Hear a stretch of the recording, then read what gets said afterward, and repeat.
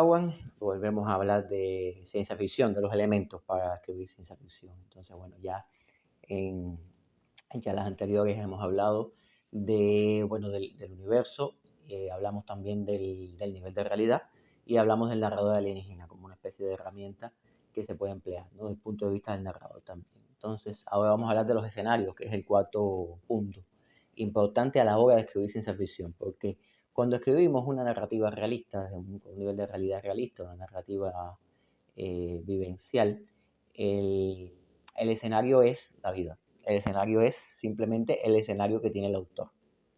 Tenemos el universo es el mismo, o al menos muy parecido. ¿Qué sucede?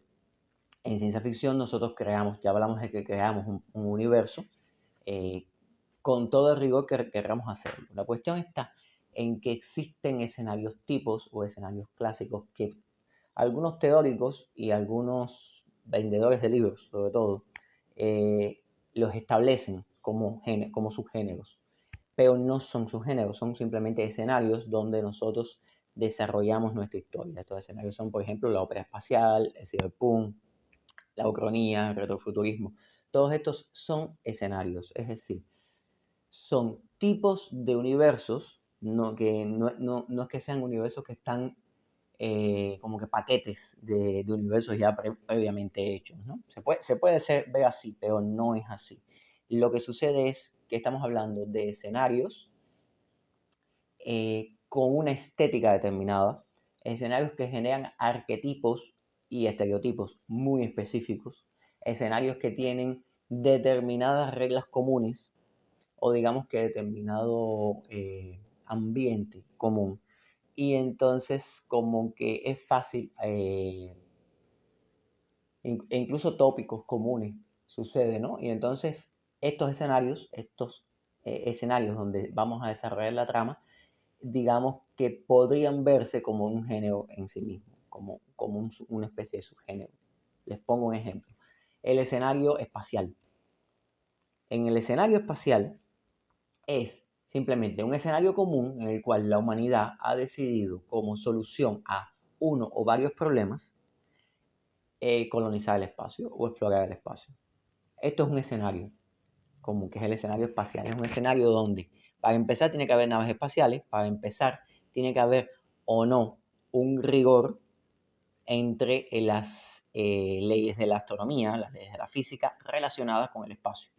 También este escenario se subdivide, ¿no? Porque, por ejemplo, puede ser un escenario espacial donde no haya escenas espaciales, donde el centro, el foco de la historia no esté en el espacio, sino esté en otro planeta o en otros planetas, que es el escenario típico de la ópera espacial, del space opera conocido, que tiene que ver con, que tiene características como que se desarrolla en varios planetas. Por ejemplo, la novela Dune se desarrolla mayoritariamente en el planeta Dune, aunque existen como dos o tres escenas que también menciones a varios planetas y bueno, creo que hay una parte de la novela que se desarrolla en Caladan y algunas escenas se desarrollan en el planeta de los halcones o en el planeta del Imperio. Es decir, en la novela Dune no hay escenas en viajes espaciales, el foco no está en el viaje espacial, el foco está en la ecología de un planeta muy específico. ¿Qué quiere esto decir? Es un escenario en el cual partes del hecho de que estamos en otros planetas. Esto genera determinados tipos de arquetipos. ¿Qué arquetipo genera? El astronauta o cosmonauta. Es decir, el viajero espacial. Que puede ser un explorador, puede ser un militar o puede ser simplemente un camionero. O sea, las rutas interestelares son como las carreteras y estamos hablando de un tipo que lleva mercancía de un lado a otro. Estos son tres arquetipos, o sea, un solo arquetipo, que es el cosmonauta, el astronauta, pero que se subdivide en tres. El soldado del espacio, que lo podemos ver en Tropas del Espacio, el explorador del espacio, que podemos ver, por ejemplo, el piloto Prix de la obra de Stanislas Lem, es un explorador espacial, o el camionero del espacio, la persona para la cual los viajes espaciales son su pan de cada día, es decir, que hay como un tedio, es normal el viaje en el espacio. Creo que el orgullo de Chanur es un buen ejemplo de exploradores espaciales. tiene otro estereotipo, o otro arquetipo, más bien, estamos hablando, y aquí es correcto que hablemos un poco de los personajes, ¿no? Los llamados o mal llamados subgéneros, en mi opinión, está mal llamado como subgénero, pero bueno, podemos ver, por ejemplo, el policíaco genera que el policíaco, no me queda claro, el noir, no me queda claro si es un subgénero o es un escenario, porque como se sale de lo que estamos hablando, que es la ciencia ficción, pero a lo que voy, el policíaco genera determinado tipo muy específico de arquetipo. Por ejemplo, el policía, el psicópata. Estos arquetipos pueden ser usados fuera del noir, pero son arquetipos del noir. Lo mismo pasa con los escenarios. Escenarios como escenarios de, por ejemplo, volviendo al space opera, que no es el escenario del que vamos a hablar hoy, pero bueno, volviendo al space opera, el extraterrestre es un arquetipo natural de la ópera espacial. Que la ópera espacial se desarrolle en otro planeta no significa, o sea, podemos hablar de un universo creado, o sea, un world building de universo vacío, o sea, un universo sin extraterrestres, un universo completamente poblado por humanos, o al menos la sección del universo en el que se concentran nuestras historias está únicamente creada por humanos. Pero también puede haber extraterrestres, puede haber un tipo de extraterrestre y los humanos, o puede haber muchos extraterrestres, o como en el Orgullo de Chanur, una playa de seres extraterrestres en las cuales los humanos son algo muy raro y muy extraño, donde el alienígena es el humano. Claro, el extraterrestre como arquetipo no proviene de la ópera espacial, proviene de novelas mucho más antiguas, proviene del ataque extraterrestre a la Tierra, proviene de una especie de novela catastrofista que comienza con la Guerra de los Mundos. Es decir, que no era antes el extraterrestre ni el alienígena, era el marciano. Comienza siendo el marciano, después se le llama extraterrestre, o sea, extraterrestre fuera de la Tierra, y después se le llama alienígena. Generalmente, esto no es una teorización muy correcta, pero generalmente se le dice alienígena a cuando se trata de una historia, una novela planetaria, una novela que se desarrolla en un ambiente, en un sistema totalmente ajeno a los humanos, como que al nativo. De ahí viene una mezcla de alien con indígena. Es decir, indígenas ajenos a nosotros, más ajeno que lo indígena. Recuerden que todo esto es una metáfora también del colonialismo. También.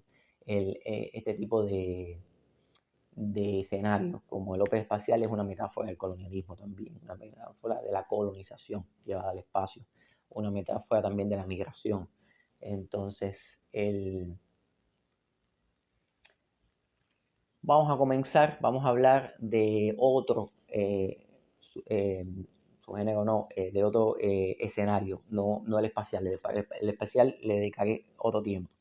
Vamos a hablar hoy del escenario cyberpunk.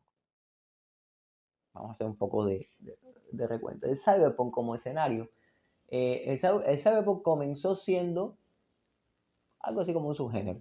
Es decir, es un tipo de literatura dentro del universo de la ciencia ficción. Dentro de la ciencia ficción empezó tratando de ser como un movimiento estilístico propiamente. Tiene su propio declaración de principios, tenían su propio listado canónico de autores, incluso ellos mismos, de los propios autores que habían hecho el movimiento, le pusieron fin al movimiento en determinado momento.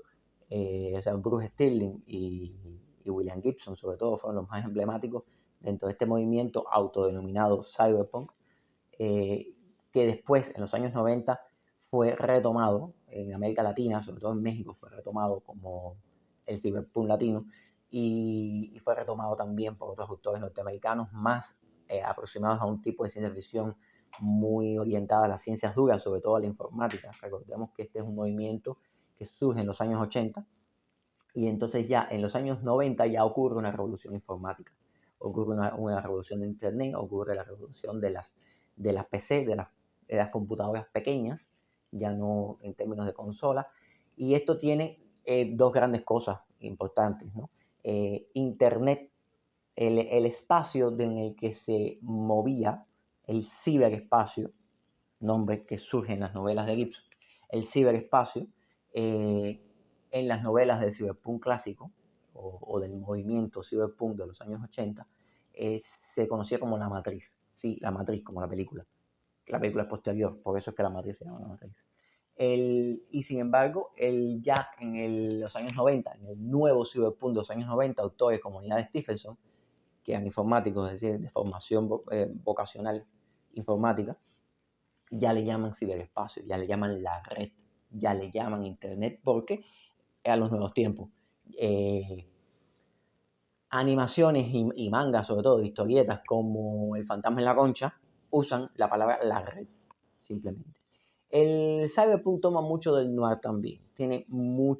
Hay una fuerte relación con el cine, con la literatura negra y el cyberpunk. ¿Por qué? Porque el cyberpunk tiene una aproximación a un entorno un poco más realista.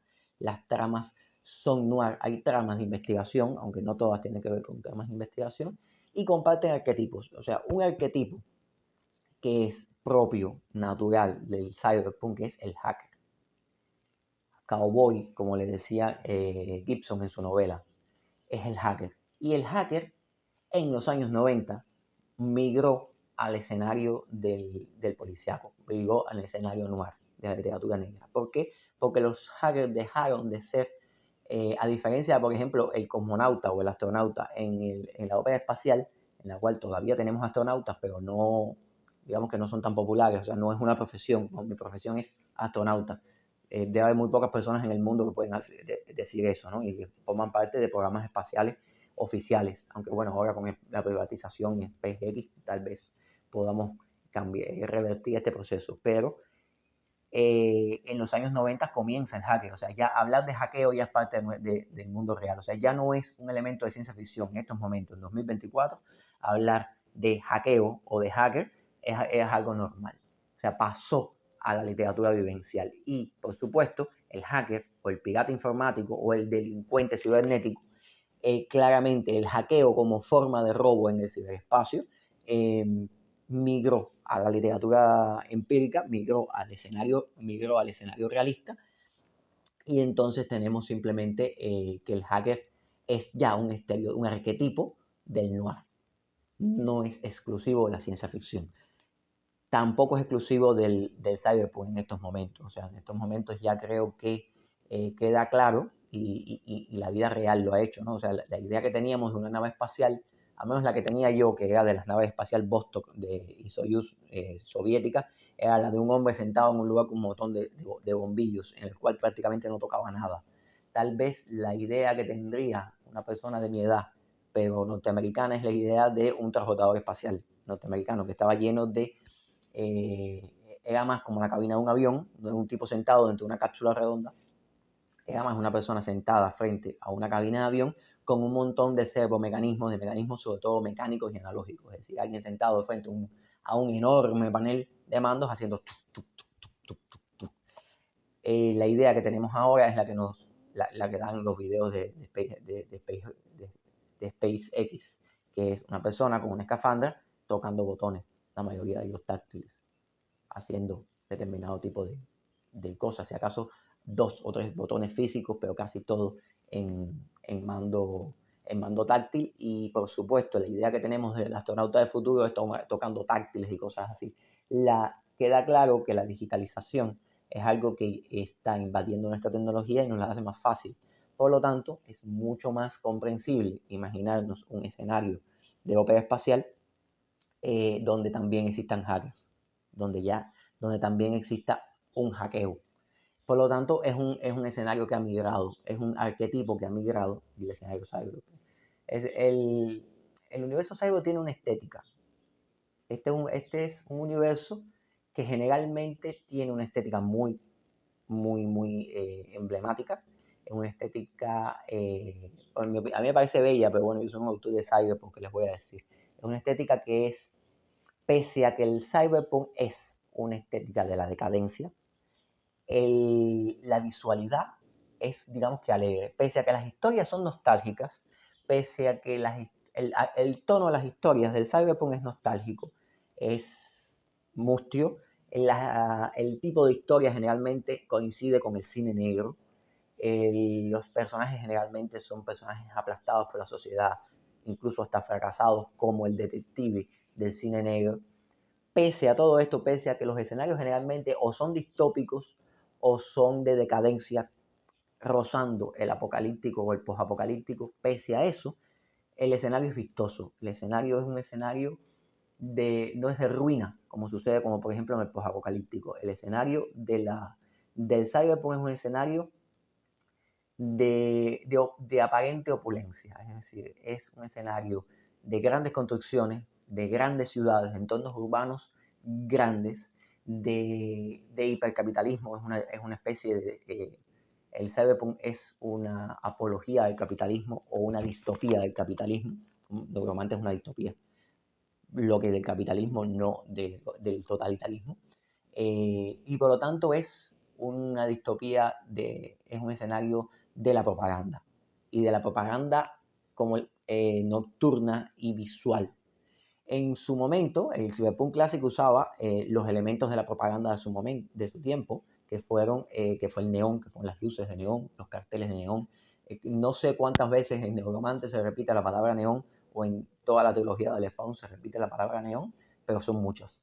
Y actualmente no hay neón, hay LED, pero la estética sigue siendo la misma. Sigue siendo ciudades, ciudades lujosas, pero donde hay miseria, donde el personaje está mirando el lujo desde la miseria, lujosas y vistosas, llenas de propaganda, que ya la propaganda ha pasado a ser propaganda con LED, propaganda con holografía, propaganda de cualquier manera, pero propaganda visual, propaganda luminosa. La iluminación del cyberpunk es muy clásica, muy emblemática, y es sorprendente cómo en muchas ciudades, y no siempre del primer mundo, sino también del tercer mundo, hay una visualidad real. O sea, La Habana por la noche, en algunos lugares, sobre todo lugares lujosos y vistosos, tienen bombillos LED, tienen luces LED, tienen iluminación LED. No solo La Habana, Santiago de Cuba lo tiene. Tengo en Instagram toda una línea al respecto. Y casi todas las ciudades en las que he estado, no solo de Cuba, sino fuera de Cuba, también tienen una visualidad cyberpunk. Hay algo de cyberpunk siempre en algún lugar. Y entonces como que el tercer mundo también tiene esa visualidad de cyberpunk, esa contemplación del lujo o del lujo aparente desde la miseria.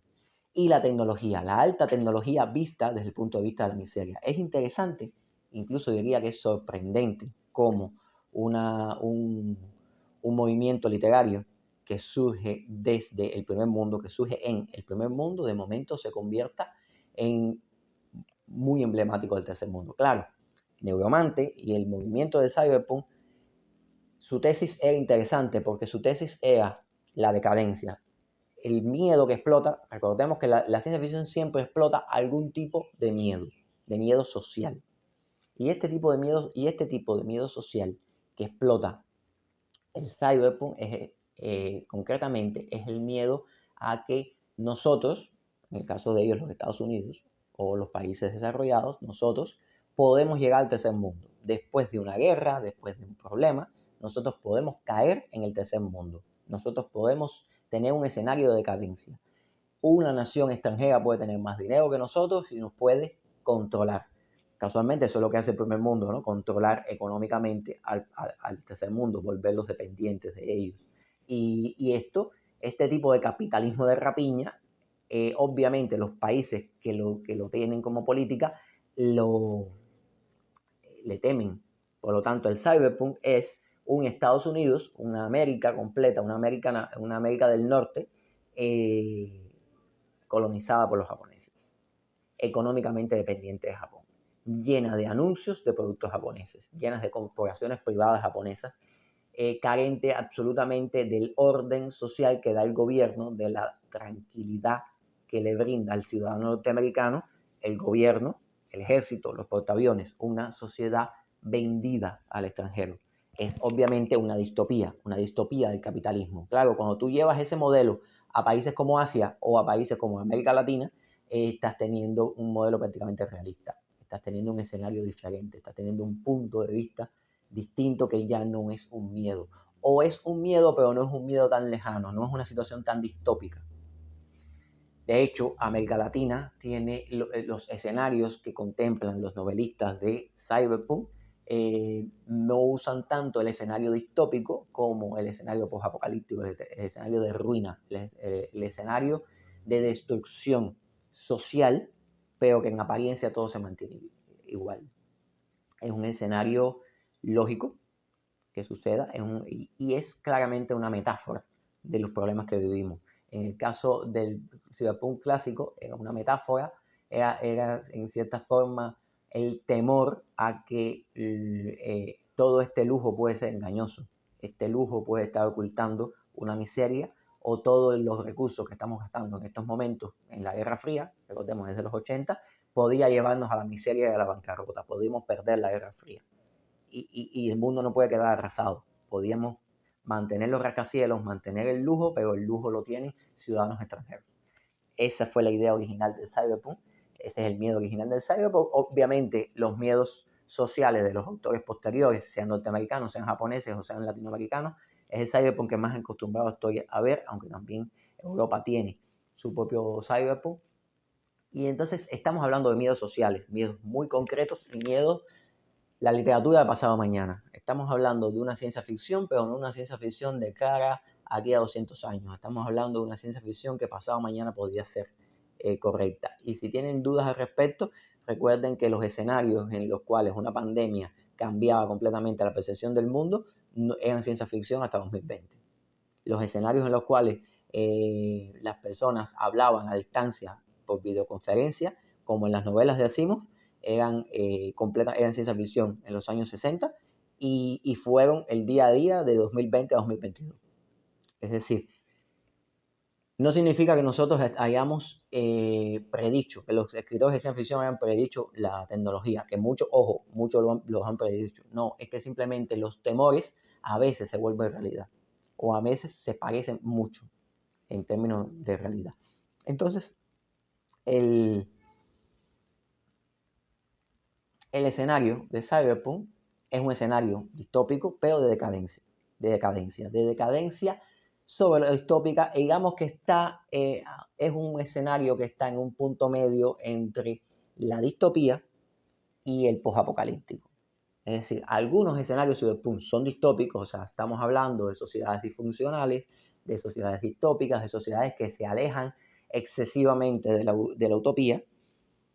Estamos hablando de distopías que pueden ser totalitaristas, distopías del comunismo, distopías del capitalismo, distopías de distintas formas de pensar, pero dentro del universo de la decadencia. La decadencia con alta tecnología es un escenario también medio post-apocalíptico. El mundo cambió y no nos dimos cuenta, porque no cambió por bombas atómicas. No es un escenario de la ruina, es un escenario de lo decadente. Es un escenario que mantiene todavía luces de neón o luces de colores, que mantiene alta tecnología, que mantiene implantes cerebrales en el caso del viejo cyber, pero bueno, podemos estar hablando también de teléfonos celulares, podemos estar hablando de videoconferencias, podemos estar hablando de tener alta tecnología a la mano y ser pobres. ¿Le suena? ¿Le suena algo? Sí, por lo menos la gente de América Latina entiende de lo que estoy hablando. Bueno, ese es el espíritu de Cyberpunk. Y por supuesto, es un escenario que se sigue manejando, que cada vez migra más hacia lo realista, cada vez más las historias noir modernas parecen más historias cyberpunk. Creo que ya incluso la barrera entre el cyberpunk y el policíaco, o el cyberpunk y el realismo, y la visión realista del universo, sobre todo del tercer mundo, cada vez se mezcla más, cada vez la frontera entre este escenario y otros escenarios con niveles de realidad real, que es muy permeable. Creo que es una barrera muy, creo que está muy en el límite, creo que está muy en el límite respecto a lo, al escenario moderno, al mundo real, o a aquello que consideramos lo real.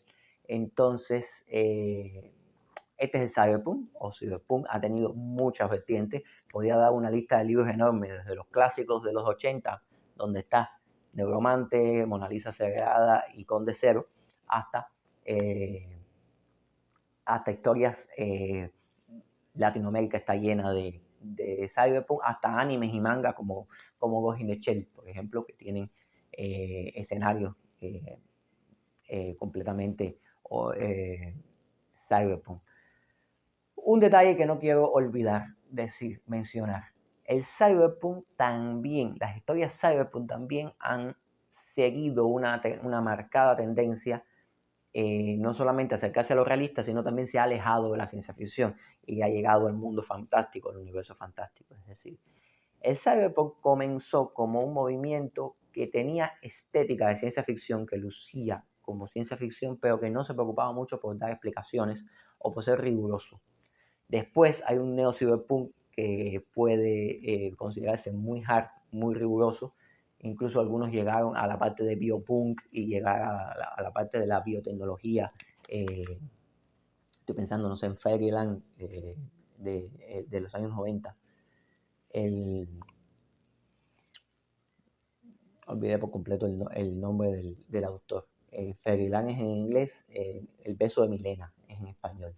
Es de los 90, pero se publicó en español como a principios de los 2000. Lo que sucede es que, si bien se llegó el propio Neal Stephenson con la era del diamante o con Snow Crash, trató de ser muy riguroso, trató de ponerle rigor científico, pero sin embargo el cyberpunk permite la no explicación. Y al permitir la no explicación y permite también recrear un poco de misticismo, ¿no? Recordemos con De Cero, con los loas del vudú o los rastafaris de Neuromante, coquetea con un poco con el fantástico, con los elementos no explicados o con los elementos folclóricos. Y si bien ellos, que eran escritores de ciencia ficción, que no se acercaban a la fantasía, que tenían una barrera muy, muy, muy determinada entre géneros, este género de ciencia ficción, este género de fantasía, barrera que realmente yo no entiendo simplemente. Si el foco mío está en dar explicaciones de la ciencia ficción, perfecto, pero en cuanto yo menciono la palabra cuántico, para mí eso es tan mágico como mencionar al EWA, realmente. Y yo soy físico. Por lo tanto, el tratamiento, el foco, si yo no se lo pongo a la ciencia o a dar explicaciones científicas, hago una estética de ciencia, pero entro en el universo del folclore, pues simplemente no tengo que dar explicaciones o simplemente puedo tomar elementos del fantástico e incorporarlos. Ahora no recuerdo tener el ejemplo, ¿no? La que vi yo. Los orichas son orichas, realmente. Que son entidades que provienen de la fe y que vienen del mar de Dirac, nombre que es un nombre cuántico para poder ahorrarme cualquier explicación porque es muy compleja, o sea, un facilismo mío, yo digo que vienen del mar cuántico y ya, pero que son orichas reales, que son realmente los ochas de la cultura yoruba, o al menos lo de la cultura yoruba permanente en Cuba. Y a partir de ahí estoy haciendo una fantasía folclórica en un escenario de ciencia ficción. ¿Qué cosa es ciencia ficción? ¿Es fantasía? Bueno, amerita un video reflexionar sobre eso, pero en el caso mío no me importa, simplemente es cyberpunk. Sí, tiene escenarios del cyberpunk, así que bueno, concluimos ahora. No a partir de ahora voy a hablar de distintos escenarios. Trataré de hablar de la mayor cantidad de escenarios posible, porque cada escenario me quita un video más largo. Y bueno, ahí los dejo. Voy a introducir una sección nueva ahora, que todavía no sé si la incluiré dentro del video o la pondré aparte, en la cual recordemos que yo soy físico y soy escritor de ciencia ficción. Y en algún momento de mi vida yo me dediqué a hacer como que artículos falsos o fake papers sobre elementos de la ciencia ficción y de la física, ¿no? Con rigor científico. Así que tal vez les guste la nueva sección. Bueno, muchas gracias. Bueno, bienvenidos a la nueva sección de Fake Paper. Esto surge a partir de que en determinado momento de mi vida yo, aparte de escribir ciencia ficción, sobre todo cuando estaba estudiando física, hice algunos informes de laboratorio inexistentes, sobre todo basándome en historias de ciencia ficción, no mías, sino clásicas y emblemáticas. Esto se corresponde, esto que les voy a hablar ahora, que imagino que que me lleve varias sesiones a hablar al respecto, es la teoría del sable luz. Yo tenía que entender el sable luz. Comprendamos que Star Wars no es un universo que se caracterice por su rigor. No tiene un nivel de verosimilitud tan elevado. Por lo tanto, a nadie debería preocuparle de qué están hechos los sables luz o qué es lo que disparan las armas de los troopers. Realmente eso no debería importarnos. Pero si algo tenemos los fanáticos es que nos gusta sacarle el kilo al asunto. Y recuerdo que en aquel momento estaba yo en la universidad, este artículo lo escribí tal vez en el año 2000, 99, 2000, máximo 2001. Fue que escribí este artículo que tenía que ver con la teoría del sable luz. Es decir, yo tenía que entender el sable luz con algo más que sea espada láser. No lo veía como luz, es algo que emanaba luz y digamos que creé mi propia teoría. Después otras personas han hecho cosas parecidas. Creo que incluso canónicamente Disney ha aceptado la idea de que el sable luz lo que tiene es plasma. Es decir, la teoría del sable luz según Disney, o según he visto yo en Disney, es que el sable luz posee un cristal Kyber que de alguna manera ese cristal genera un plasma. Un plasma que puede ser regulado, lo cual hace la versatilidad de tamaños que puede tener un sable luz, y que este plasma está caliente y por eso es que funciona. No hay mucha física en todo esto, ¿no? O sea, realmente, si nosotros tuviéramos, vamos a asumir que el cristal Kyber es mágico. El cristal Kyber es un novum, es algo absolutamente mágico para nosotros y no importa. Del cristal, después, con un proceso mecánico, sale plasma. Vamos a creernos esto, porque si no, no vemos la guerra de las galaxias. Si no, nos ponemos a ver otra cosa. Si no, no tiene sentido. Ahora, si sale plasma de aquí, el plasma saldría regado, porque estamos hablando de un estado de la materia, estamos hablando de un gas de electrones a alta temperatura, y podríamos tener un buen cortador de plasma. Existen cortadores de plasma en la vida real. ¿Qué es lo que sucede? ¿Qué es lo que me parece a mí que debería ser para que esto fuera verosímil para mí como físico? El plasma tiene la característica que es sensible a ser embotellado electromagnéticamente. Es decir, cuando tenemos un campo electromagnético en un sentido, el plasma puede estar adentro. Esto es algo que hace, por ejemplo, nuestro planeta. Nuestro planeta lo hace constantemente. Es decir, nosotros tenemos el planeta Tierra, tiene una cosa que se llama ionosfera. Nosotros tenemos un campo magnético y cada vez que hay los rayos cósmicos que inciden en él, el plasma, el campo geomagnético evade ese plasma, o sea, simplemente no lo deja pasar. ¿Qué sucede? El plasma puede ser encerrado, pero puede ser encerrado en dependencia de la configuración que tenga este plasma, es decir, este campo magnético. Es decir, un sable luz que debería tener, un sable luz debería tener una cierta configuración electromagnética que es la que encierre el plasma ahí adentro. Y esta configuración puede ser cambiada para que sea cilíndrico, que es lo que nos conviene si queremos hacer un arma, sea más largo, sea más corto, como el sable de Maul, que es doble, o ahora recientemente creo que estamos hablando de látigos de luz, que también podría ser. Todo depende de cómo se controle este campo magnético. Que por supuesto, todo este control de campo estaría en el mango, en la armadura del sable. Es decir, el sable tendría el generador de plasma, que vamos a asumir que es el cristal Kyber, y también debería tener un controlador electromagnético. ¿Qué sucede con esto? Para que el arma tenga un sentido y pueda tener sentido un tipo de esgrima, tenemos que tener en cuenta un detalle mínimo, que es cada sable debe estar orientado con la misma configuración del campo magnético. Es decir, yo imagino el campo magnético más bien. Recuerden que el campo magnético tiene que ser cerrado, por lo tanto, yo me lo imagino como que saliendo por el centro hacia afuera, saliendo del centro hacia afuera, así, y entonces digamos que por dentro va en este sentido y por fuera todos todo el campo magnético por fuera va hacia abajo. Podría ser al revés también, ¿no? Quiero decir que todas, este sería el sable luz con el plasma dentro. Esto es invisible, ¿no? Entonces no serían simplemente las líneas de campo. ¿Qué sucede? Si yo tengo la interacción de dos campos magnéticos que son en el mismo sentido, ahí no pasa nada, ahí simplemente se repelen. Pero podría tener también en sentidos contrarios. Cuando lo hago en sentido contrario, simplemente el campo magnético se reconfigura y se abre. Esto significa que si yo tengo un sable luz que tiene una configuración de campo magnético, digamos hacia abajo, y choco con otro, me encuentro con otro sable luz con una configuración completamente al revés, hacia arriba, digamos que los dos sables se abren y se bota todo el plasma. Esto no tiene sentido.